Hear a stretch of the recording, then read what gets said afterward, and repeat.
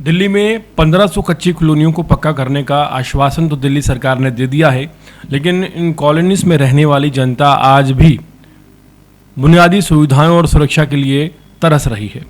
आए दिन अलग अलग सरकारी विभागों की लापरवाही का खामियाजा जनता को भुगतना पड़ता है, मासूम बच्चों को भुगतना पड़ता है। ताज़ा मामला उत्तर दिल्ली के बुराड़ी इलाके से सामने आया है, जहां एक दर्दनाक हादसे ने पूरे इलाके को झकझोर कर रख दिया है। बुराड़ी विधानसभा के मुकुंदपुर ईशु विहार इलाके में 2 साल की मासूम आयशा जो है घर के बाहर खेलने निकली थी, लेकिन कुछ ही देर बाद वो गायब हो गई। परिवार वालों ने पहले आसपास के घरों और गलियों में बच्ची को ढूंढा, लेकिन जब काफ़ी देर तक कोई सुराग नहीं मिला तो इसकी चिंता काफ़ी ज़्यादा बढ़ गई। इसके बाद परिवारजनों को शक हुआ और घर के पास ही मौजूद खुले और गहरे नाले में बच्ची गिरी हुई पाई गई। स्थानीय लोगों की मदद से इस नाली में तलाश की गई। करीब 3 बार खोजबीन के बाद बच्ची का शव एक घर के पास बनी नाली के अंदर से दलदल में फंसा हुआ बरामद हुआ है।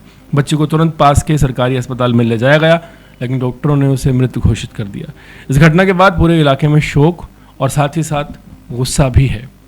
चश्मदीदों के मुताबिक नाली बहुत ज़्यादा गहरी और ख़तरनाक है और खुली हुई है। आसपास के लोगों ने लकड़ी के डंडों की मदद से गहराई भी दिखाई और उनका ये भी कहना है कि ये कोई पहला हादसा नहीं है। इस इलाके में खुले नालियों की वजह से अक्सर बच्चे गिर जाते हैं और इस तरह की घटनाएं होती रहती, लेकिन संबंधित विभागों की ओर से कोई ठोस कार्रवाई नहीं की जाती।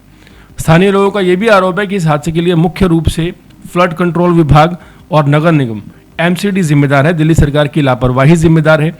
नालों के ढक्कन नहीं है, उनके चारों ओर सुरक्षा के इंतजाम नहीं है, चेतावनी बोर्ड नहीं लगे हुए और व्यवस्था की भारी कमी है।